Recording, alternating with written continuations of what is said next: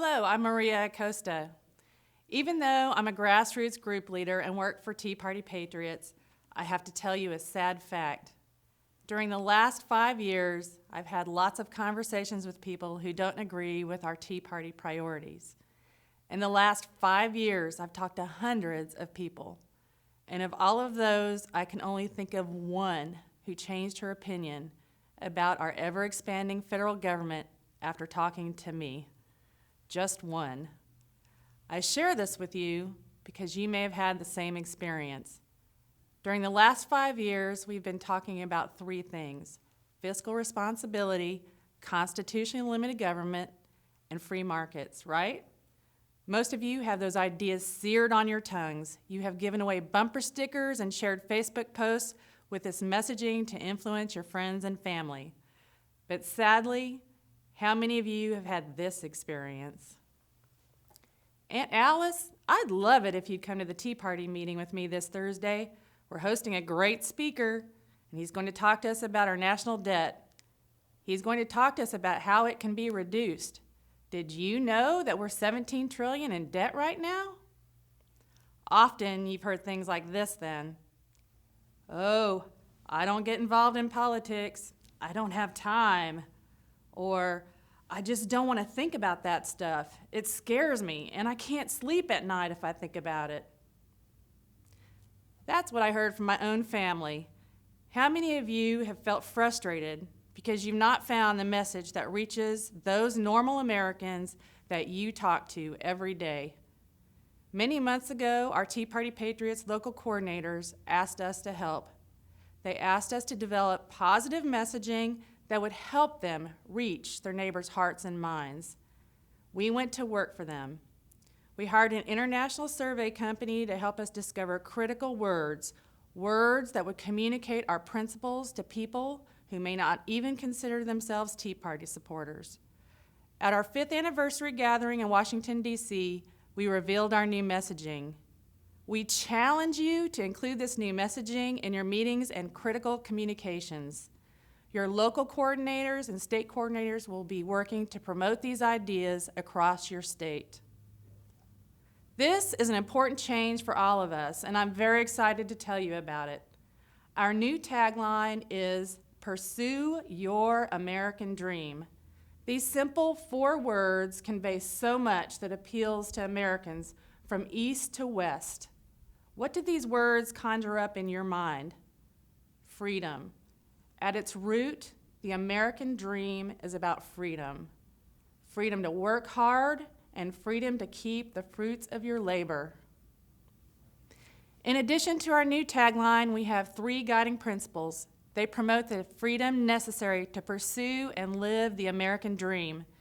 So we've taken our original 3 principles and have found words that are more personal, words that communicate the same ideas but help you find opportunities to have great conversations that reach hearts and minds.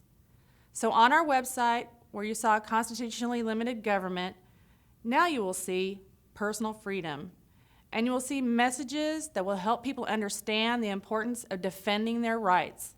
For example, we will speak about the importance of being able to exercise your First Amendment rights to speak out against the IRS's targeting of conservative individuals and groups.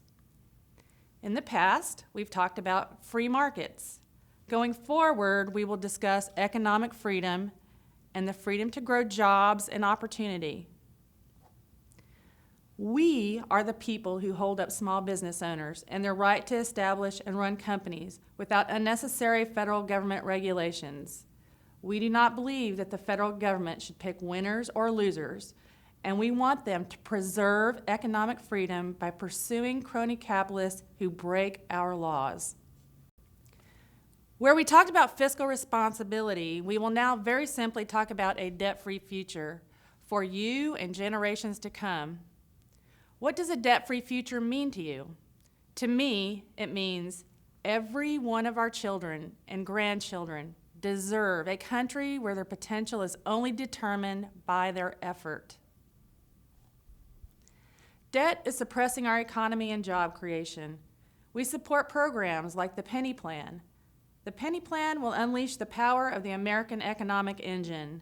This is a common sense solution that will cut 1 cent out of every dollar of total spending each year for 5 years. And people, this is doable. In my mind's eye and in my heart, these new core values make me feel incredibly hopeful about the future of our country: personal freedom, economic freedom, and a debt-free future.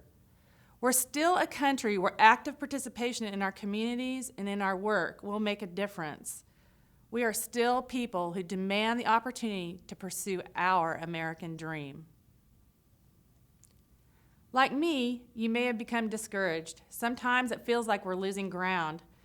But with our new messaging, things are changing. These 4 words, pursue your American dream, get to the heart of what we represent.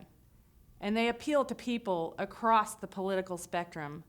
Whether you're a butcher, a baker, a candlestick maker, you and you alone are free to pursue your American dream. So what do we want from you and your wonderful groups? We want you to hold meetings and host house parties to discuss this new messaging. We want you to make specific plans around how to incorporate this new messaging in your events. We ask you to saturate the print media, radio waves, and all conversations that you are a part of with this positive messaging. This messaging truly describes who you are and who we are. I started by admitting my difficulty in getting our message through to other people. Let me tell you how things have started to change. Since using our new messaging, our more personal, more freedom-oriented messaging, I've made a difference. I've had productive conversations with lots of people who don't consider themselves Tea Party supporters at all. But let me tell you about just 2 of them. First, a self-described liberal author from Virginia. She introduced herself to me by announcing, "Are you a Tea Party person like Sarah Palin?" "I don't like Sarah Palin." The other one was an Ethiopian cabbie in Washington, D.C. He told me that he didn't care for the Tea Party. He was not one of us at all. I confidently, but with a warm tone, shared with them that we believe in freedom. And we talked about how personal freedom, economic freedom, and a debt-free future impacts their lives. These principles opened up a conversation with the cabbie about how personal freedom impacts his family, his children, and his ability to run his cab company. At the end of those conversations, both of them told me, "I agree with the Tea Party." The lovely author from Virginia even told me, "If we don't fix our spending, our country will be in trouble." I just about dropped dead. Our message of freedom is not Republican or Democrat. It's American. It's the message of a freedom-loving people. We must hold our elected officials from all political persuasions to stand up for freedom. I hope these new words and the new messaging will make a difference for you, just like they have for me. I hope they will inspire you to discuss this during upcoming meetings and events. Will you help us make the language of freedom permeate everything we do across the country? I look forward to hearing about new and wonderful ways that you're using this positive messaging in your communities.